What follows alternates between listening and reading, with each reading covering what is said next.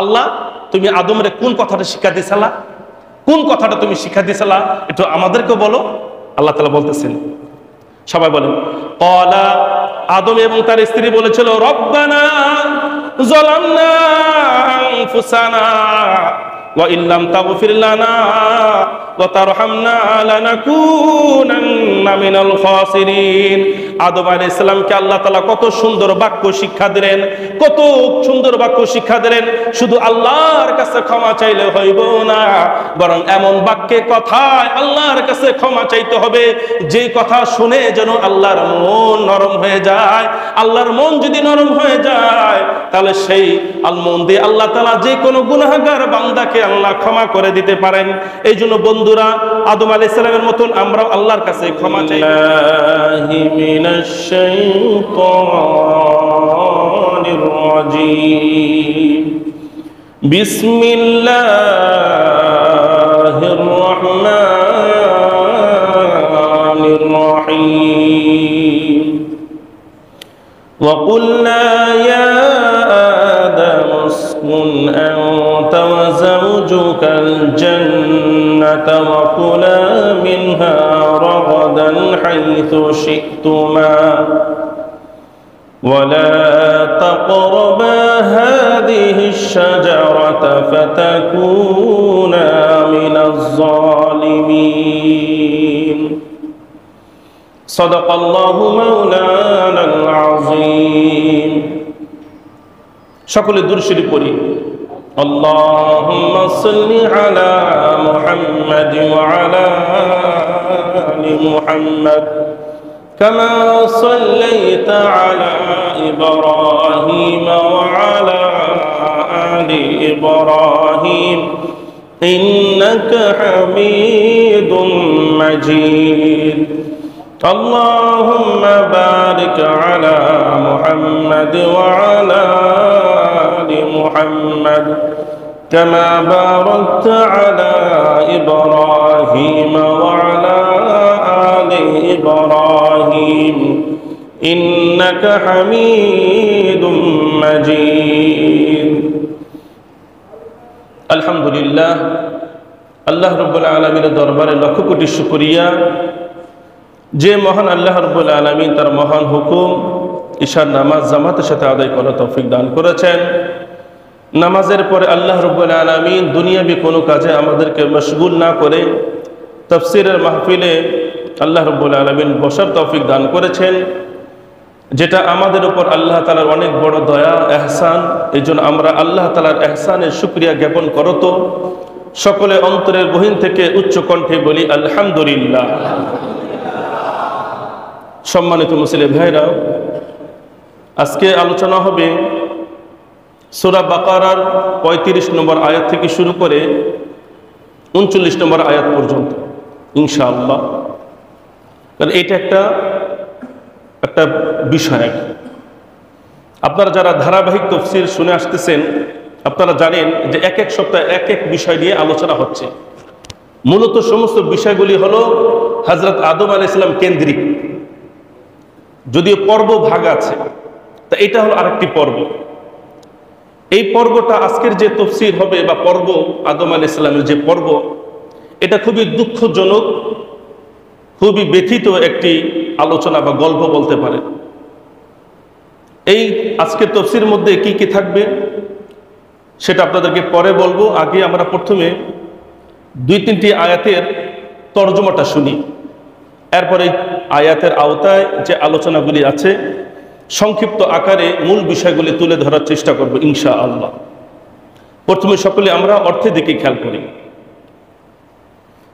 আউযু বিল্লাহি মিনাশ শাইতানির রাজীম ওয়া কুলনা, আর যখন আমি বললাম এবং আমি বললাম, ইয়া আদামু, হে আদম, উসকুন, তুমি থাকো, আনতা ওয়া যাওজুকাল জান্নাতা, তুমি এবং তোমার স্ত্রী জান্নাতে থাকো। ওয়া কুলনা, আর আমি বললাম, হে আদম, তুমি এবং তোমার স্ত্রী জান্নাতে থাকো।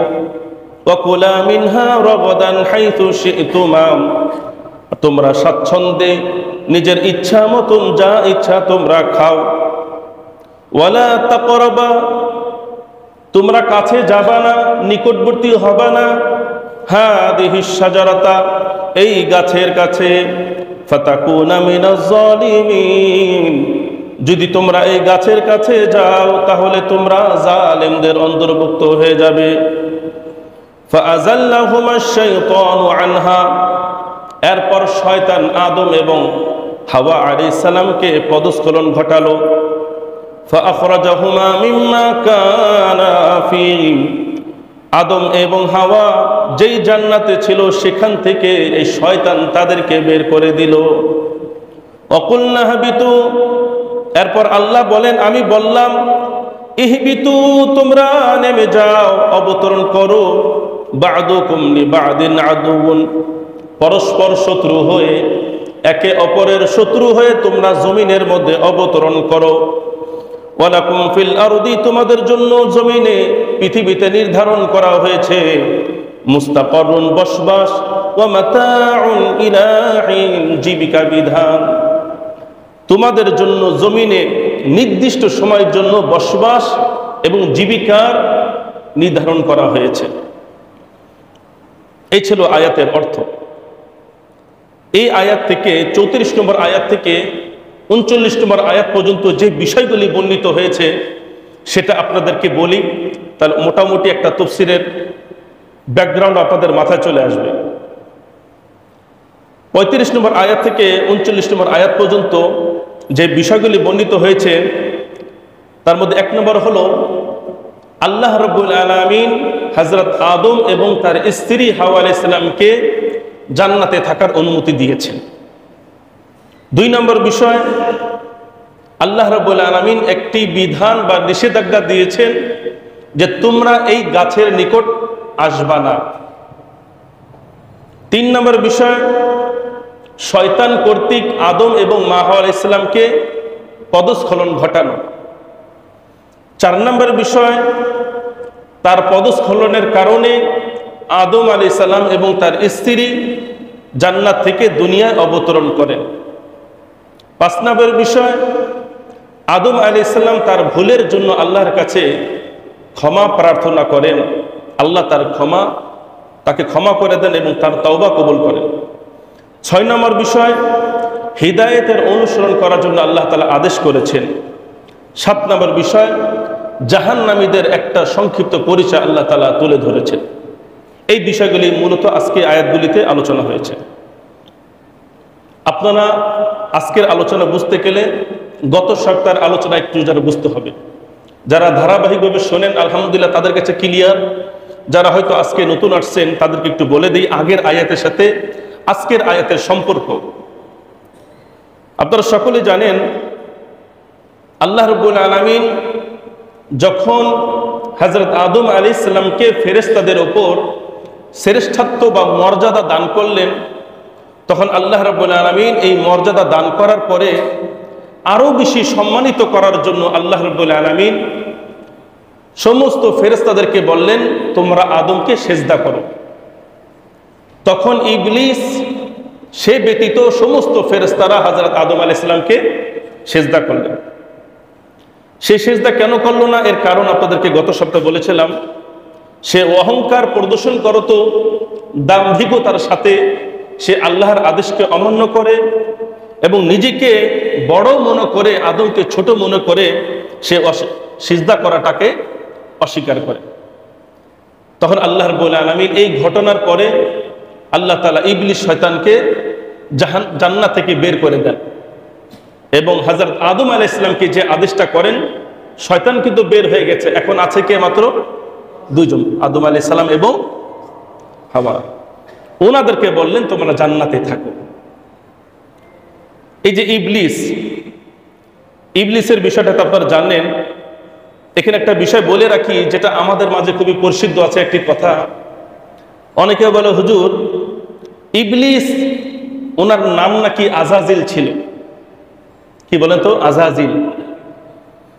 এই বিষয়টা আপনাদেরকে বলি, ইবলিসের নাম মাসিয়াত বা অপরাধ করার আগে তার নাম যে আজাজিল ছিল, এটা কিন্তু কোনো হাদিস দ্বারা প্রমাণিত না, আমি যতটুকু পেয়েছি এটা কোনো হাদিস দ্বারা প্রমাণিত না, বরং এটা তফসিরের কিতাবে তফসিরে বাগাবী, তফসির ইবনে কাসির, তফসিরে তবারি, কুরতুবী এর মধ্যে আছে। ইবনে কাসির নিজেই বলেছেন, সূরা বাকারার 34 নম্বর আয়াতের তফসির আপনারা খুলে দেখবেন। ইবনে কাসির বলেছেন যে কানা ইসমু ইবলিস ক্বাবলা আল মাসিয়াহ আযাযিলু ওয়া কানা মিন আফাদিলিল মালাইকা।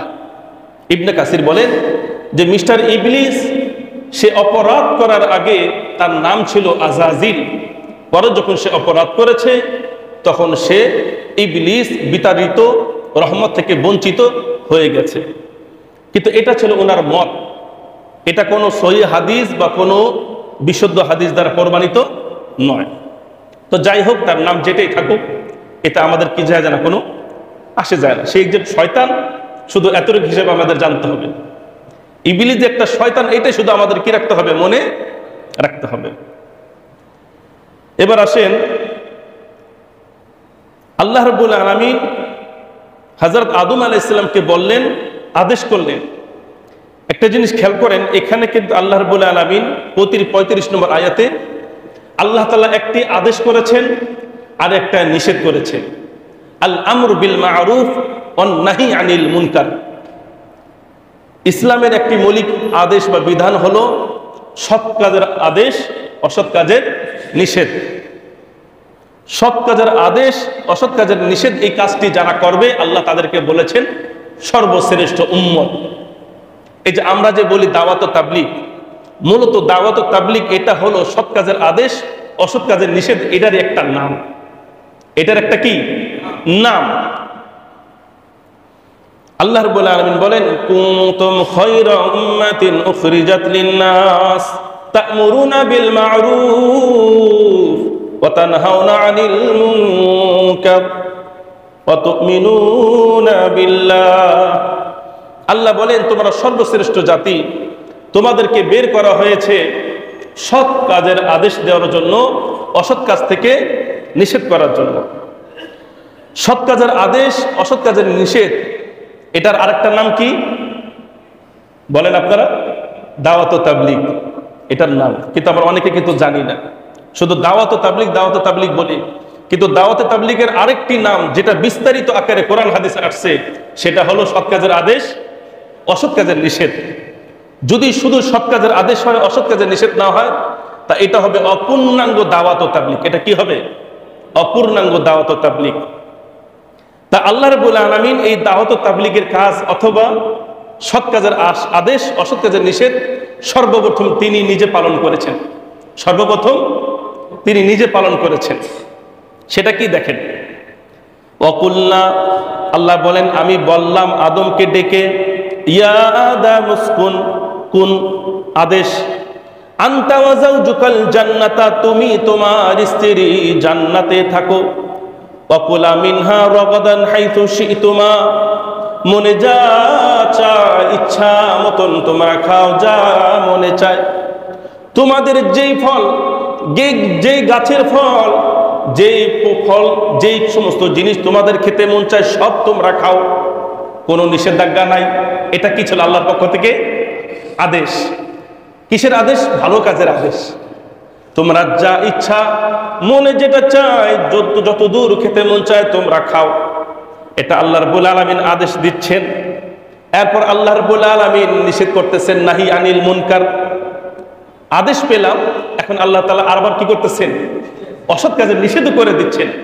তাহলে আল্লাহ রাব্বুল আলামিনের কথার মধ্যে আদেশ পাওয়া গেল, আবার এই আয়াতের মধ্যে আল্লাহ তাআলার পক্ষ থেকে নিষেধও পাওয়া গেল। সেটা কি দেখেন, ওয়ালা তাকরাবা, তোমরা কাছে যেও না, হাদিহি শাজারাতা, এই নির্দিষ্ট গাছের দিকে। এই নির্দিষ্ট গাছ, তোমরা জান্নাতের যে কোনো গাছের ফল তোমরা খাও, কিন্তু একমাত্র এই গাছ, এই গাছের ফল তোমরা খাবা না। আল্লাহ রাব্বুল আলামিন দেখেন সম্পূর্ণ স্বাধীনতা দিয়েছেন আদম আলাইহিস সালামকে, শুধু একটু আইন আল্লাহ তাআলা করে দিয়েছেন। মূলত এত স্বাধীনতার মাঝে একটু যারা নিষেধাজ্ঞার আইন করে দেওয়া, এটা মূলত ছিল আল্লাহ তাআলার পক্ষ থেকে আদমের জন্য একটা পরীক্ষা। পরীক্ষা। আল্লাহ রাব্বুল আলামিন তাকে নাও তো বলতে পারতেন, তুমি এই গাছের কাছে যেও না। সব গাছের কাছে যদি যাইতে পারে, তাহলে এই গাছের কাছে গেলে সমস্যা কি ভাই? কি বলেন, সমস্যা কি? আপনি আপনার ছেলেকে বললেন যে বাবা এখানে 8টা ফল আছে, তুমি যে কয়টা ফল খাইতে চাও খাও, কিন্তু এই আপেলটা তুমি খাবা না। তখন সে কিন্তু যুক্তি দেবে, বাবা এটা কেমন কথা, তুমি বললা সব কটা ফল খাইতে, তাহলে এই একটা ফল কি দোষ করলো? মূলত এখানে ফল খাওয়া না খাওয়া বিষয় না, মূলত এখানে গাছের কাছে যাওয়া না যাওয়া বিষয় না, মূল বিষয়টা হলো আল্লাহ তাআলা দেখতে চাচ্ছে যে সে আমার কথা সবগুলো মানে কিনা, আল্লাহ তাআলা আল্লাহর কথা মানে কিনা। তাহলে আল্লাহ বলেন আদাম উসকুন, তোমরা সবাই জান্নাতে থাকো, এটা ছিল আল্লাহ তাআলার আদেশ। পরে আল্লাহ তাআলা নিষেধ করে দিলেন ওয়ালা তাকরাবা হাদিহিস শাজারাতা, এই গাছের কাছে তোমরা আসবা না, এই গাছের কাছে তোমরা আসবা না, এটা ছিল আল্লাহ তাআলার নিষেধাজ্ঞা। এই গাছের কাছে গেলে কি ক্ষতি হবে সেটাও আল্লাহ তাআলা বলে দিলেন, ফাতাকুনা মিনাজ জালিমিন, তোমরা জান্নাতে যেখানে সেখানে খাও, যা ইচ্ছা তোমরা খাও, কিন্তু এই গাছের কাছে যাবা না। যদি এই গাছের কাছে যাও, তার মানে এই গাছের ফল যদি খাও, ফাতাকুনা মিনাজ জালিমিন, তাহলে তোমরা জুলুমকারী, নিজের প্রতি জুলুমকারী তোমরা হয়ে যাবা। দেখেন আদম আলাইহিস সালামকে আমাদেরকে আল্লাহ রাব্বুল আলামিন ভালো কাজের আদেশ করেছেন, খারাপ কাজে নিষেধ করেছেন। আল্লাহ বলেছেন নামাজ পড়ো, আবার আল্লাহ বলেছেন জিনা করবা না, চুরি করবা না, বলেছেন কিনা? বলেছেন। কিন্তু দেখেন আমরা কিন্তু আল্লাহ তাআলার আদেশ নিষেধাজ্ঞা নিজেদের সাধ্য মতন পালন করতেছি, কিন্তু আল্লাহ যে আমাদেরকে আদেশ করেছেন, এই আদেশ কিন্তু আল্লাহ রাব্বুল আলামিন সরাসরি কিন্তু আপনাকে আমাকে করেন নাই, করেছেন। নামাজ যে পড়ব, এটা তো আমরা কোরআন হাদিসের মাধ্যমে জানতে পেরেছি। জিনা থেকে যে জিনার কাছে যে যাব না, চুরি করব না, খেয়ানত করব না, এটা আল্লাহ তাআলা তো আমাদেরকে সরাসরি বলেন নাই, আমরা জেনেছি কিসের মাধ্যমে? কোরআন হাদিসের মাধ্যমে। কিন্তু আদম আলাইহিস সালামকে আল্লাহ যে আদেশ নিষেধ করেছিলেন, এটা কিন্তু কোনো হাদিস বা কোরআনের মাধ্যমে না, কি করেছিলেন? একেবারে সরাসরি। তাহলে আল্লাহ যদি সরাসরি নিষেধ করে আর সেই কাজটা যদি অমান্য করে, তাহলে অপরাধটা কি ছোট নাকি বড়? ছোট নাকি বড়? বড়। আর আদেশ কিন্তু করেছেন ব্যাপক, আর নিষেধ করেছেন একটা। আদেশ ছিল ব্যাপক, যা ইচ্ছা তোমরা খাও, অর্থাৎ যে কোনো গাছের কাছে তুমি যাবা ফল খেতে, এটা আমার পক্ষ থেকে কি লাগবে না, কোনো অনুমতি লাগবে না, কিন্তু এই গাছের কাছে যাবা না। তাহলে আল্লাহ তাআলা আদেশ করলেন অনেক, তাকে ছাড় দিলেন, তাকে স্বাধীনতা দিলেন অনেক, কিন্তু তাকে একটু নিষেধ করলেন মাত্র কয়টা আদেশ দিয়ে? একটা। আর সেটাই আদম আলাইহিস সালাম মানতে পারলো না। কেন কেন মানতে পারলেন না? এটারা এই তাফসীর জানতে হলে আপনাদের যেতে হবে আবার সূরা আরাফের মধ্যে যেতে হবে। এখানে কিন্তু আল্লাহ তাআলা বলেছেন যে আমি আদমকে জান্নাতে থাকতে দিলাম, কিন্তু একটি নির্দিষ্ট গাছের কাছে যাইতে মানা করলাম। এরপরে আসতেছে ফাআযাল্লাহুমা শাইতানু, অতঃপর শয়তান তাদের দুজনকে পদস্খলন ঘটাইল। কিন্তু কি বলে পদস্খলন ঘটাইল? শয়তান এমন কি কুমন্ত্রণা, ধোঁকা দিল, যে ধোঁকায় পরে আদম আলাইহিস সালাম তিনি ভুল করে ফেললেন, পরিণামে জান্নাত থেকে বের হয়ে গেলেন। এটা কিন্তু এখানে নাই। ওইটা আমি সূরা আরাফ থেকে আপনাদেরকে এখান থেকে শোনাবো বিস্তারিত। কিন্তু ওই তাফসীর বলার আগে আপনাদেরকে বলে রাখি, আমাদের সমাজের মাঝে এখন কোন গাছের কাছে যাওয়ার জন্য আল্লাহ তাআলা হযরত আদমকে নিষেধ করেছিলেন, এটা নিয়ে কিন্তু আমাদের মাঝে একটা কৌতূহল আছে, আছে না নাই? যে কোন গাছ, সেই গাছের নাম কি? দেখেন মূলত সেটা কোন গাছ, এটা কোন সহিহ হাদিস দ্বারা প্রমাণিত। সবাই কিন্তু আমার সাথে সাথে বলবেন কোন গাছের কাছে, গাছটা কিসের ফলের গাছ, এই গাছটা কোরআন হাদিসে কোথাও নির্দিষ্টভাবে নাই। মূলত তাফসীররা বিভিন্ন জায়গা থেকে সংগ্রহ করে বিভিন্ন রিওয়ায়াত এর মাধ্যমে তারা বলেছেন, মানে একেবারে শিওর ভাবে যে কোন গাছের কাছে আল্লাহ তাআলা নিষেধ করেছিলেন এটা মূলত নির্দিষ্ট না। কিন্তু তাফসীরের মধ্যে 5টি গাছের ফলের গাছের কথা আছে। কয়টি? 5টি গাছের কথা আছে।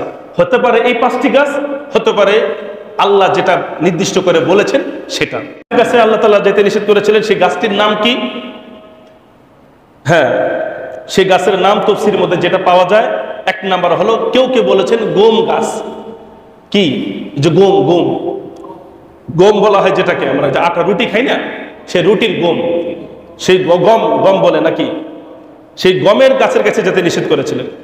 কেউ কেউ বলেন যে আঙ্গুর গাছের যেতে নিষেধ করেছিলেন। কিসের? আঙ্গুর। যে এই আঙ্গুর গাছ মানে সমস্ত আঙ্গুরের তুমি আঙ্গুর খাও, কিন্তু এই আঙ্গুর নির্দিষ্ট আঙ্গুর গাছে তুমি কি করবা না, যাবা না। ওই যে আমি আপনাদেরকে উদাহরণ দিলাম যে একটা। তা কেউ কেউ বলেছেন গম গাছ, কেউ বলেছেন আঙ্গুর গাছ, কেউ কেউ বলেছেন 3 ফলের গাছ, কেউ কেউ বলেছেন সরিষা গাছ, যে এই সরিষার গাছে গাছে যাবা না, কেউ কেউ বলেছেন জয়তুনের গাছ। মূলত যে সমস্ত তফসির কিতাবে গাছের নাম দেওয়া হয়েছে এই 5টি নামই আপনারা তফসির মধ্যে পাবেন, কিন্তু কোরআন বা হাদিসে নির্দিষ্ট করে বলা হয় নাই যে অমুক ফলের গাছ। তাহলে এই নিয়ে আমাদের মাঝে মারামারি ঝগড়াঝাটি করা দরকার না। একজন বলবো এটা জয়তুন গাছ, একজনকে বলবো না না না সরিষা গাছ, এইটা নিয়ে লেগে যাবেন ঝগড়া, এটা আমাদের দরকার নাই। এবার আসেন যে শয়তান এমন কি কথা বলেছিল আদমকে যে আদম লোভে পড়ে গিয়েছিল। এই জন্য আমাদের বাংলায় একটা কথা আছে, লোভে পাপ, বলেন না কেন ভাই? লোভে পাপ, পাপে মৃত্যু। মূলত আদম আলাইহিস সালাম জান্নাত থেকে বের হওয়ার যে কারণ সেটা মূলত লোভ ছিল। কি ছিল? সবাই কিন্তু পয়েন্ট মনে রাখতে হবে, খালি ঘটনা তফসির শুনলে তো হবে না। আদম আলাইহিস সালাম যে ভুলের কারণে জান্নাত থেকে বের হয়েছিলেন, সেই ভুলটা মূলত কিসের কারণে হয়েছিল? লোভের কারণে। লোভের কারণে, বেশি আশা করার কারণে। আর শয়তান কেন হযরত আদম আলাইহিস সালামকে বের করে দিলেন? হিংসার কারণে। বলেন, হিংসার কারণে। তাহলে দোনোজনের মধ্যে যে দোষটা আছে, ইবলিসের মধ্যে দোষ হলো হিংসা অহংকার, তাহলে আমাদেরও হিংসা অহংকার ছাড়তে হবে। আর আদম আলাইহিস সালাম যেই ভুলের কারণে জান্নাত থেকে বের হয়ে গেছিলেন সেটা হলো কি বলে, লোভ লালসা। তাহলে আমাদের অন্তর থেকে লোভ লালসা বের করতে হবে। যদি আমরা লোভ লালসা অন্তর থেকে বের না করি তাহলে আমাদের দুনিয়ার মধ্যে পদস্খলন হওয়া সম্ভব। তাহলে কি লোভ দিয়েছিলেন? কি লোভটা দিয়েছিল ইবলিস হযরত আদম আলাইহিস সালাম এবং তার স্ত্রীকে? আরাফে চলে যান, সূরা আরাফ। সূরা আরাফের 19 নম্বর আয়াতে, ওই যে আয়াতটা বললাম ওই আয়াতের তাফসীর আবার অন্য আয়াতগুলো দিয়ে করছি। আল্লাহ তাআলা বলেন, ইয়া আদম উসকুন আনতা ওয়া যাওজুকাল জান্নাতা, হে আদম তুমি তোমার স্ত্রী জান্নাতে থাকো। ফাকুলা মিন হাইতু শি'তুমা, মনে যা চায় তা তোমরা খাও। ওয়ালা তাকরাবা হাদিহি শাজারাতা, তবে এই গাছের কাছে তোমরা যেও না। ফাতাকুনা মিনাজ জালিমিন, তাহলে তোমরা নিজেদের প্রতি জুলুমকারী হয়ে যাবে। এখন শয়তানের ভিতরে তো হিংসা। আমি জান্নাতে ছিলাম, আমি আদমের আগে জান্নাতে আসছি, আর এখন আমাকে জান্নাত থেকে আল্লাহ বের করে দিছে, আর আদমকে পুরা স্বাধীনতা দিয়ে দিছে। কি বলেন? হিংসা। বলেন না কেন? হিংসা। ভিতরে হিংসার আগুন দাবানলের মতন শয়তানের পেটের মধ্যে, হৃদয়ের মধ্যে জ্বলজ্বল করতেছে, চিরি পুরে খাচ্ছে, জ্বালিয়ে খাচ্ছে। শয়তান নিজেকে আর ধৈর্য ধারণ করতে পারতেছে না যে আমি হযরত আদমের আগে আসলাম জান্নাতে, আর ওর কারণে আমাকে জান্নাত থেকে বের করে দিল, ওর কারণে আমি জান্নাত থেকে বের হয়েছি। দেখি এখন সে জান্নাতে কিভাবে থাকে, এটা আমি দেখা ছাড়ব, আমি দেখা ছাড়ব। এখন শয়তানের কাজ হলো কি, ছলে বলে কৌশলে নানা রূপ ধারণ করে মানুষদেরকে ধোকার মধ্যে ফেলে দেওয়া। শয়তান আমাদেরকে এত সূক্ষ্মভাবে আমাদেরকে বেঈমান বা বেআমল ফাসিক করে দেবে যে আমরা বিন্দু পরিমাণ টেরও পাবো না। যেরকম ভাবে হযরত আদম আলাইহিস সালাম তিনি এবং তার স্ত্রী কি পান নাই, টের পান নাই। তারা যখন জান্নাতে সুখ শান্তিতে খাচ্ছে, ঘুরছে, বিচরণ করছে, এইদিকে শয়তানের অন্তরের মধ্যে হিংসার আগুন দাউ দাউ করে জ্বলছে। এখন সে চিন্তা করতেছে কিভাবে আদমকে জান্নাত থেকে বের করবে। তখন সে একটা কৌশল অবলম্বন করে, হয়তো নিজের রূপ ধারণ করে বা রূপ পরিবর্তন করে, নিজের রূপ পরিবর্তন করে। শয়তান জান্নাতের মধ্যে ঢুকেছিল, শয়তানের রূপ সাপের রূপ ধারণ করে। কি সাপ? ওকে জান্নাত থেকে বের করে দিছে না, এখন সাপের রূপ ধারণ করে সে জান্নাতের মধ্যে আবার প্রবেশ করে। প্রবেশ করার পরে সেখানে গিয়ে এখন নিজে খুব ভালো সাজে, একেবারে ভালো সাজে। নেক্সট সূরাতে শয়তান ভালো সেজে যাওয়ার পরে এখন আদম আলাইহিস সালামের কাছে গেছে। ফাওয়াসওয়াসা লাহুমাশ শাইতান, যাওয়ার পরে নানা তাদেরকে কুমন্ত্রণা দিচ্ছে। শয়তান যখন জান্নাতে গেল, জান্নাতে যাওয়ার পর আদম এবং হাওয়াকে নানান কৌশলে তাদেরকে বিতাড়িত, তাদেরকে ওয়াসওয়াসা কুমন্ত্রণা ধোঁকা দিতে লাগলো। লিইউবদিয়া লাহুমা মা উরিয়া আনহুমা মিন সাওআতিহিমা। আল্লাহ রাব্বুল আলামিন তাদেরকে যে পোশাক দান করেছিলেন হযরত আদম আলাইহিস সালাম এবং তার স্ত্রীকে, শয়তান তাদেরকে ওয়াসওয়াসা দিতে লাগলো যেন আদম আলাইহিস সালামের দেহে এবং হাওয়া আলাইহিস সালামের দেহে যেই সম্মানের পোশাক ছিল সেই পোশাককে খুলে ফেলে তাদেরকে দেখানোর জন্য, তাদের লজ্জাস্থান দেখানোর জন্য। নাউজুবিল্লাহ বলবেন না? আদম আলাইহিস সালামকে এবং তার স্ত্রীকে যে পোশাক দেওয়া হয়েছিল সে তাদেরকে বিভিন্নভাবে কুমন্ত্রণা দিতে লাগলো, কেন? তাদের পোশাক খুলে তাদের সামনে তাদেরকে উলম্ব করে লজ্জিত করার জন্য। ওয়াকালা মা নাহাকুমা, এখন আসছে মূলত তার টার্গেট হলো যে তাকে তার শরীর থেকে জান্নাতের পোশাক খুলে দেবে এবং তাকে জান্নাত থেকে বের করে দেবে। এটা ছিল তার ঘৃণ্য এবং খারাপ উদ্দেশ্য। এখন শয়তান ইবলিস আসছে দুইজনের কাছে, আদম আলাইহিস সালাম এবং হাওয়া আলাইহিস সালামের কাছে। আয়েশা বলতেছে, ওয়াকালা, শয়তান বলতেছে, মা নাহাকুমা রাব্বুকুমা আন হাদিহি শাজারাতা। ও আদম, ও হাওয়া, তোমরা কি জানো কেন আল্লাহ তোমাদেরকে এই গাছের কাছে যেতে নিষেধ করছে? তোমরা কি জানো? তারা উত্তর কি বলবে? না, জানি না। শয়তান বলছে, হে আদম, তোমাকে এবং তোমার স্ত্রীকে কেন আল্লাহ নিষেধ করেছে এই গাছের কাছে যাইতে, তোমরা কি জানো? তারা কোনো উত্তর দিলেন না। এখন নিজেই বলতেছে, আরে ইল্লা আন তাকুনা মালাকাইনি আও তাকুনা মিনাল খালিদিন। তোমাদেরকে আল্লাহ এই জন্য এই গাছের কাছে যাইতে নিষেধ করেছেন যেন তোমরা এই গাছের কাছে এসে ফল না খাও, কারণ ফল যদি তোমরা খাও ইল্লা মালা আন তাকুনা মালাকাইনি, তাহলে তোমরা দুইজন ফেরেশতা হইয়া যাবা, তোমরা দুইজন ফেরেশতা হইয়া যাইবা।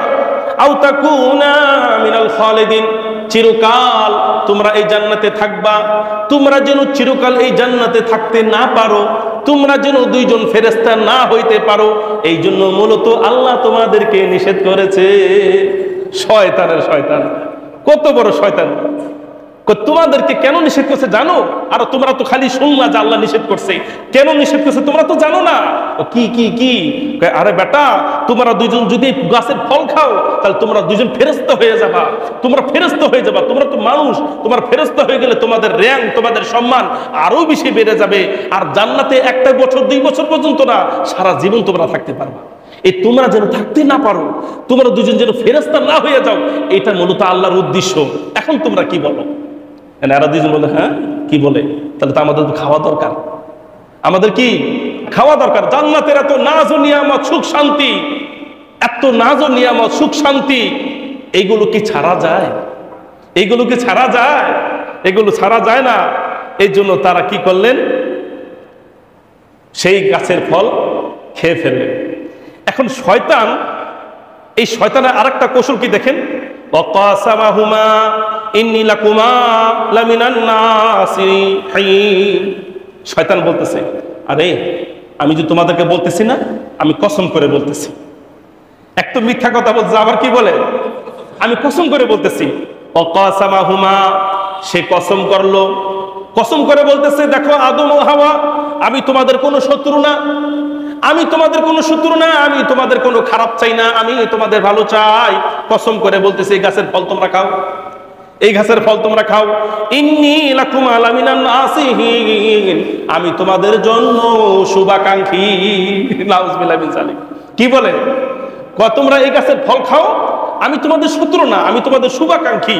সুতরাং আমি যেহেতু তোমাদের শুভাকাঙ্ক্ষী, আমি তোমাদেরকে ভালো কথা বলতেছি, আমার কথা মানো, আমার কথা মানো। এই যে ফাদাল্লাহুমা বিগুরুর, তাদের দুজনকে ধোঁকা দিয়ে দিল শয়তান।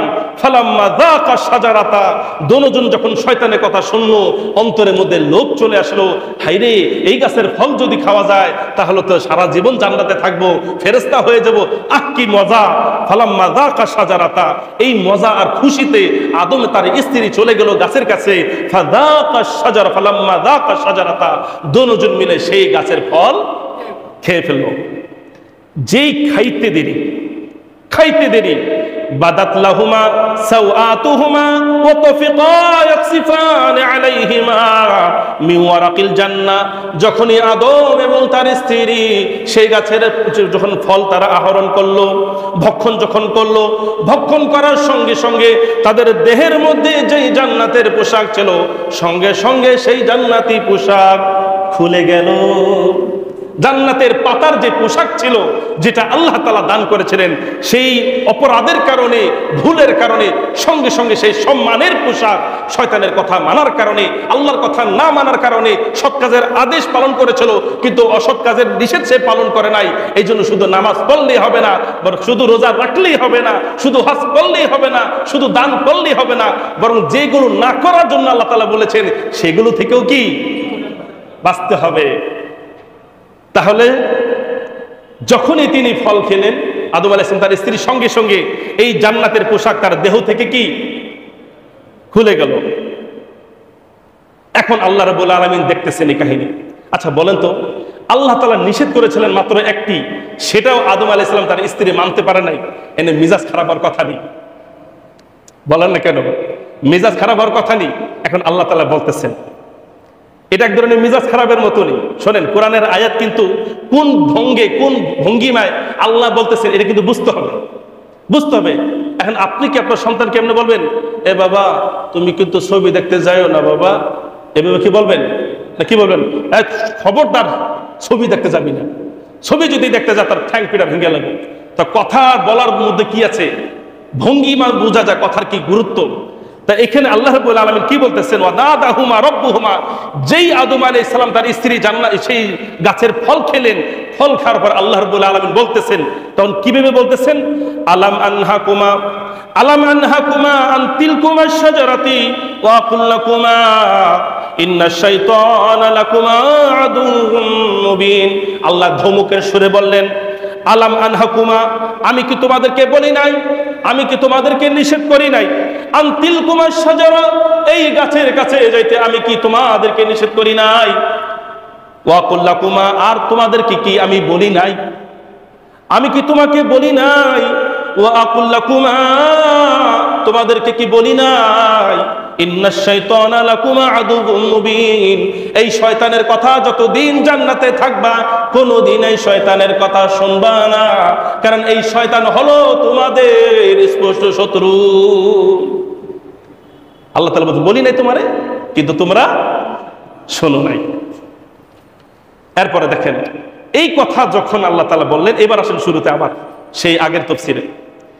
যখন আল্লাহ রাব্বুল আলামিন এই যে ঘটনাটি ঘটলো, তাহলে আপনারা এই তাফসীরের মাধ্যমে জানতে পারলেন যে কোন কুমন্ত্রণা দিয়ে মূলত ইবলিস আদম আলাইহিস সালাম এবং তার স্ত্রীকে বের করেছিলেন। সেই কুমন্ত্রণা কি ছিল বলেন তো? তোমরা ফেরেশতা হয়ে যাবা অথবা ওমর হয়ে যাবা, চিরকাল তোমরা জান্নাতে থাকবা। এবার আগের তাফসীর আসেন।